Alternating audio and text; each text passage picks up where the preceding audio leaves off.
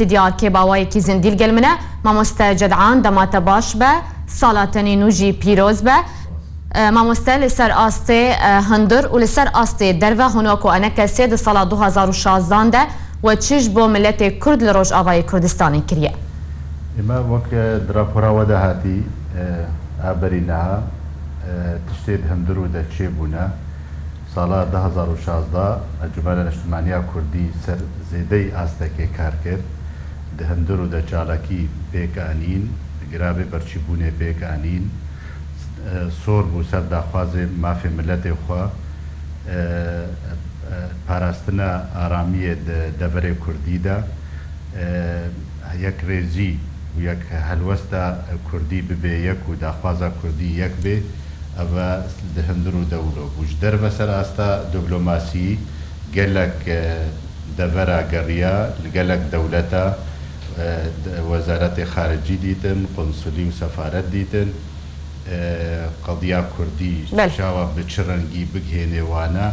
و پشتگیریا ملت کرد و قضیه کردی پیش روژا سوریا دا سوریا نو دا شاوا دوست و هوالین ملت کرد و قضیه کردی زحف بکن رحنایی بابج نسر قضیه کردی و سر مافی کرد چت خوازن دا سوریا نو دا سر آستا کدیجی گلک چالاکی جدر بجی کرن سر دولت اوروپی دورتمان آسرکبو ده حرم کردستان لترکیا لحمد دره گوهایی خوجهی انجمن اجتماعی کردی لکو دره هبون همه رابون به آرک خوا چاوا رحنایی بابج نسر چاوا تکلایی چه بکن چاوا کاربن به اپوزیسیونا سوری رجی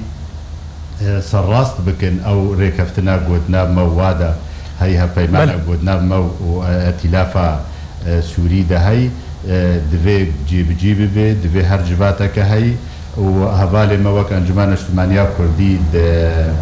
هيئات تفاوض العليا او دستا بلند اغو تشيبوي دانوستاندني دغفتوغو د جنيف دا جنيفا سيدا هبالي موك انجمنا كردي دريا ائتلاف رهبون دريا معارضه سوريرا بله حمد تشت ابنا غاوي غوهي قوناغا غوهي ام وك انجمن الاجتماعيه كردي مخصتي ام جهه خاطئه ده ببينن بله ما مست ما في ملت كرد ام تشاوا بجيب بله ما مستجد عن بتشتاوا بلان كريج بو سال 2016 تا چرا ده هين جويه كي رازينا رازيبونا كاري وكري رازيبونا تبايش خنينا بس تشتي الاركيما تشتي واجبي هاتي سرمله ما مندا يفاش درفتك ما ونضا نكريا ما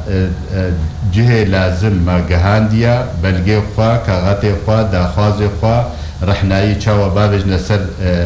داخوازي ملت كرد سوريا جار سريج بو تبايا سوري بچرنگيا وجبو ملت كرد وتايبتي قضيه كردي جار سريا وچيا هندروي سوريا دا اف حما يقونا غيدا نمايا گو مرحناي نابتي سر گومتکلایی نکرنا وکا جاردی دوباره دکم لی بلکی وکا قیرانا سوری بتوایی تشتکی برچعب و خویایی نبوید 2016 دا هر مطرسی هبو هر کشتن هبو هر گرتن هبو ولو جیل دبرا کردی و قضیه کردی جی آستانگی زحبون زحمتیه و زحبون دبرا کردی جی ولو بس ام دبيجن ما وك واجب وك باشا ما مستجدعان كاري واد سال 2016 ده ببراوردي لقل سال 2015 هنوكو انا كسي كاركي قلستر بو يانجي باشتر و پیشكتي تربو اما دبيجم ده پشتي كونغري ميسيا هات دا مزراندر داركت و جيبو و هيئات مجي دركتن جهنجي بحتا نها انجمان الاجتماعية كردي روجكي و دقوناغكي و مناسبكي ده ندايا باش هر تم چالکبان بون خلق ما ملت ما وجهیه ما نونر ما مکاتب و اوفیس ما هر یکی واجب خرابویه بقاسی خواه ام دبیجن بفرق وجودابونك هبود ناب 2016 و آپازده ده و ام بردوامن و ام صورن گو ده حفده ده خورتر بکن بله ما مستعد ده بحثا 2017 که پلانی واج بو سال 2017 چنه هند وکو انا کسید کارن چیز بو ملت کرد لروجاوای کردستان پیشکش بکن بردوامی داخوازا مافی ملت کرد ده همه قوناغ و هەموو دەبەرادا بگهێنە بەر دەستی هەموو کەسی بەردەوام بسەر بەرنامەی خۆی 2016 ئێگو ئەم سەر مەشینە و جارەسەریە قەیرانە سووری بتەبایی ئەم دەرگەهاک نامێنێ و شباکەک نامێنێ گو ئەم لێ ناخن گو ئەم قەدیە خۆ بگهێن لەسەر ماسە گفتوگۆی ئاناودەولەتی و دۆستێ ملەتی کورد گو ئەم بگهێنە بەردەستێوانە چاوە دەعم و ئاریکاری و پشتگێریە قەدیە کوردی و جارەسەریاوێ بچڕەنگی دناف تەباییە جارەسەریا سووریدا ئەم دخوازن ببینن. بەڵێ گەلێک سپاس مامۆستا جدعان عەلی ئەندامی نوێنەرتیانە کەسێ لە هەرێما کوردستانێت ئیرۆ لە ستودیۆ ئارکێمێ بام.